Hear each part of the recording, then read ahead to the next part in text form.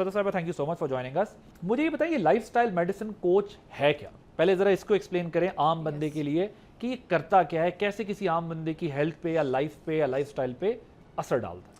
First of all, thank you so much for inviting me here. Basically, lifestyle medicine, it's a quite different field और हमारे पाकिस्तान में इसका ज़रा concept new है। हम लाइफस्टाइल मॉडिफिकेशन की बात तो करते हैं, लेकिन lifestyle medicine is a vast domain जिसके 6 पिलर्स हैं और basically it's a medical field जो कि जिसकी एविडेंस बेस्ड रिसर्चेस के ऊपर ये बेस्ड की गई है। और इसके जो 6 पिलर्स हैं, nutrition is one of them, उसके साथ साथ फिज़िकल एक्टिविटी है, स्ट्रेस मैनेजमेंट है, रेस्टोरेटिव स्लीप है, क्वालिटी ऑफ स्लीप जिसकी हम बात करते हैं। इसके साथ हमारी क्रेविंग्स एंड एडिक्शन है और सबसे आखिर में आती है हमारे सोशल कनेक्शंस। तो इन 6 पिलर्स के ऊपर हम काम करते हैं, जिसकी वजह से आपकी बॉडी जो है उसके सारे पैरामीटर्स के ऊपर जब काम किया जाएगा तो वो ऑटोमेटिकली उसकी जो हीलिंग प्रोसेस है वो होना शुरू हो जाता है। तो बहुत सारे प्रॉब्लम्स उससे मैं थोड़ा सा व्यूअर्स के लिए इजी कर दूं कि सिर्फ एक अच्छा खाना खा के आप ठीक नहीं हो सकते। बिल्कुल ऐसा ही है। सिर्फ ज़्यादा अच्छी स्लीप पैटर्न ठीक करके आप ठीक नहीं हो सकते। कोई बहुत अच्छी मेडिसिन मल्टीविटामिन लेके आप ठीक नहीं हो सकते। So it's a complete package. आपको हर एवेन्यू को टच करना है, टैप करना है, जिससे आपने अपनी बॉडी की जो एनाटमी है उसको कंट्रोल में लाना है। बिल्कुल ऐसा ही है। ठीक है, अब ज़रा मुझे ये बताएं कि जो हम ईद उल अज़हा पे हर तरह का मीट होता है, लेकिन रेड मीट का बहुत ज़्यादा यूज़ होता है। लोग कुर्बानी के जानवर में हिस्से लेते हैं, गाय का हिस्सा लेते हैं। तो जो रेड मीट है ये हेल्थ के लिए कहा जाता है अच्छा नहीं है। क्या वाकई इसकी कोई साइंटिफिकली प्रूवन है ये कि ये कोई भी खाया अच्छा नहीं है, या कोई स्पेसिफिक हेल्थ कंडीशंस होती हैं जिसमें ये अच्छा नहीं?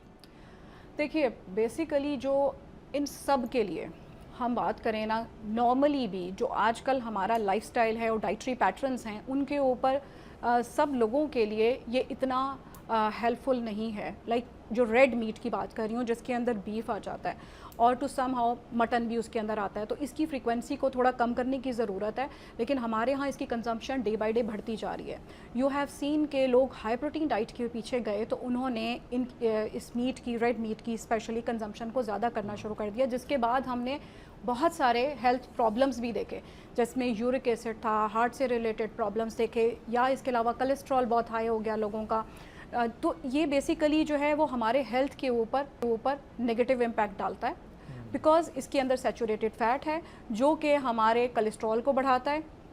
क्योंकि सैचुरेटेड फैट जो है ना, या ट्रांस फैट है, ट्रांस फैट भी आ जाता है, सैचुरेटेड फैट आ जाता है, सॉल्ट, सोडियम बहुत ज़्यादा है तो हाई ब्लड प्रेशर, CVD, या फिर इसके अलावा जो है हमारी इवन हमारी मेटाबॉलिक डिसऑर्डर में जो हमारा ये जो है डायबिटीज़, उसके इश्यूज़ आना शुरू हो जाते हैं। इसमें जो हार्मोन्स या बाकी चीज़ें यूज़ की जाती हैं उसकी वजह से हमारे PCOS वो वाले प्रॉब्लम्स आ रहे होते हैं। इसकी रीज़न क्या है? क्या हम ये सेंचुरीज से ये मीट खा रहे हैं, अब इसको हमारी बॉडी को इसकी ज़रूरत नहीं है, या फिर हमारी बॉडी ने कुछ ऐसी डिसीजेज क्रिएट कर ली हैं या हो चुकी हैं जो अब इस मीट को डाइजेस्ट करने को तैयार नहीं है? नहीं, ऐसा नहीं है। बेसिकली देखें, अगर हम देखें कि एक जो फूड है उसकी कंप्लीट न्यूट्रिशन में तमाम न्यूट्रिएंट्स आते हैं, जो बेसिक्स एंड न्यूट्रिएंट्स हैं जिसके बारे में हर एक को अवेयरनेस है कि प्रोटीन होना चाहिए, कार्बोहाइड्रेट होना चाहिए, उसके जो है वो फैट्स होने चाहिए, हेल्दी फैट्स, फाइबर होना चाहिए, विटामिन्स, मिनरल्स और वाटर।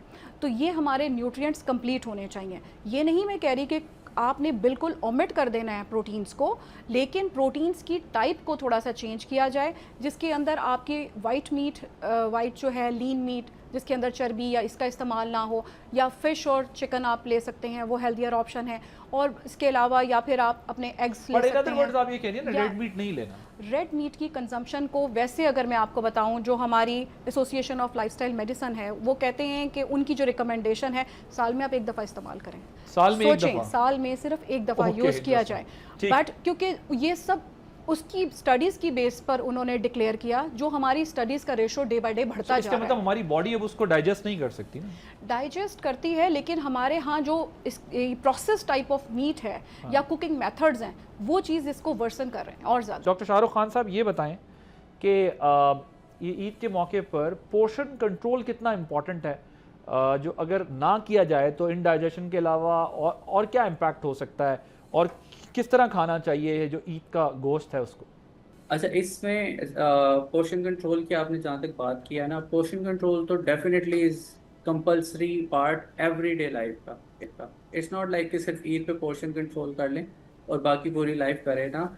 ऑब्वियसली ईद एक ऐसा त्यौहार है हमारा जो बहुत से ऐसे लोग हैं जो बहुत अरसा मीट नहीं कंज्यूम करते, लेकिन वो सिर्फ उस ईद पे खा रहे होते हैं। हाँ तो उनको फिर वो जब मिलता है तो फिर वो एक्सप्लॉइट भी उतना कर देते हैं, लाइक 3 4 5 टाइम्स घर में 3 दफ़ा बन रहा है, फिर उसके बाद बाहर जहाँ जा रहे हैं वहाँ मीट मिल रहा है। तो देर इज़ ऑलवेज बैलेंस। ठीक है, तो पोर्शन कंट्रोल वही है कि आपके जितने पोर्शंस हैं न्यूट्रिएंट्स के, लाइक कार्ब्स, प्रोटीन, फैट्स, जो बॉडी के लिए लाजमी रिक्वायर्ड हैं for normal functioning of body. ठीक है, तो वो तो आपको सारे मैनेज करने ही हैं। ठीक लाइक है। प्रोटीन की रिक्वायरमेंट होती है 0.8, ये 2025 तक जो है ये वाली चीज़ एलिजिबल थी।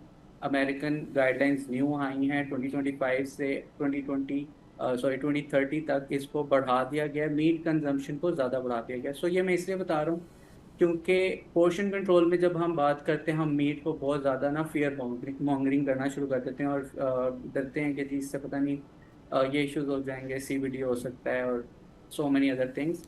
बट US गाइडलाइंस के according right now meat consumption is very much important, और वो quality meat, like quality protein, और प्रोटीन, क्वालिटी प्रोटीन आपको बेस्ट सोर्स है वो मीट से ही मिलता है। अब जो लोग बहुत ज़्यादा एक्सप्लॉइट कर रहे हैं, जो बहुत ज़्यादा दिन में खा रहे हैं, 5 5 दफ़ा खा रहे हैं, they should eat it with moderation. Like और moderation 100 क्या है? ग्राम्स 100 ग्राम्स का आप एक पीस ले सकते हैं एक टाइम पे, और अगर आपने लाजमी लेना ही लेना है, मतलब आपके पास 3 4 दिन है मीट पड़ा हुआ है फ्रिज में, तो वो तो एक अच्छी बात है, अब लॉन्ग टर्म के लिए आप उसको यूज़ कर लें अगर वो हाइजेनिक कंडीशन में अच्छे पड़े हैं। बट अगर आप उन 3 दिन में खा रहे हैं तो 100 to 200 ग्राम्स का पैटी एक जो होता है, या फिर उसका जो फिले होता है, या जो स्लाइस कह लें, आप पीस कह लें, तो आप एक अपने मील टाइम में ले सकते हैं। अमेरिकन गाइडलाइंस के according why they are promoting meat consumption या प्रोटीन इनटेक मोर, लाइक अभी जो न्यू गाइडलाइंस आई हैं उसमें सबसे ज़्यादा पहले सीरियल्स लेते थे हम, सीरियल्स की सर्विंग हमारी 10 से 12 होती थी, या 7 से 10 के अराउंड होती थी। अब प्रोटीन बढ़ा दिया गया है, वो पूरा पायरामिड ही उल्टा कर दिया गया है। तो उसकी रीज़न क्या है? हमारे पास क्वालिटी प्रोटीन नहीं है। नो डाउट प्रैक्टिसेस बहुत बुरे हैं हमारे किसी भी चीज़ को खाने के। हमने स्टार्च है तो उसको भी फ्राई करके खाना है समोसे की सूरत में, या फ्राई वो पोटैटो फ्राइज़ की सूरत में। और अगर हमने बीफ को खाना है तो उसको इतना चार्ड कर देना है, या उसको इतना ग्रिल्ड कर देना है, बारबेक्यूड कर देना है कि उसके अंदर जो HCAs हैं, जो कैंसर कॉजिंग एलिमेंट्स हैं, वो बढ़ जाते हैं। मैं ये हरगिज़ नहीं कह रहा कि आप मीट खाएं और डेली खाएं और डेली आप उसको बारबेक्यू करके खाएं। मैं कह रहा हूँ कि मीट कंजम्पशन आपकी हफ्ते में 2 से 3 दफ़ा एलिजिबल, लाइक साल में 1 दफ़ा खाना, इट्स लाइक आपका लाइफ स्टॉक इम्पॉसिबल। किधर जाएगा फिर अगर नहीं खाएंगे।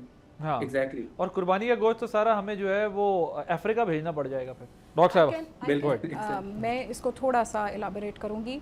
बेसिकली ये जो बता रहे हैं ना कि ये तो अमेरिकन गाइडलाइंस हैं, और वेरी ट्रू कि हमारी जो अमेरिकन गाइडलाइंस आई हैं और ये डाइटरी गाइडलाइंस हैं, उनके अंदर प्रोटीन की कंजम्पशन, और protein is the major nutrient जो कि होना चाहिए। लेकिन यहाँ पर मैं थोड़ा सा क्लियर करूँगी, जो मैंने बात की है वो American association of lifestyle medicine की हैं कि lifestyle medicine it's a different domain. उसने जब रिसर्चेस की हैं और उन्होंने उनकी जो स्टडीज़ हैं उसकी बेस के ऊपर, जैसे जैसे ये ग्राफ बढ़ता जा रहा है डिजीज़ का, तो उसकी बेस के ऊपर उन्होंने रेड मीट की बात कर रही हूँ मैं, जिसके अंदर बीफ आता है, और वो उसके ऊपर जो है उन्होंने थोड़ी रिस्ट्रिक्शन लगाई हैं।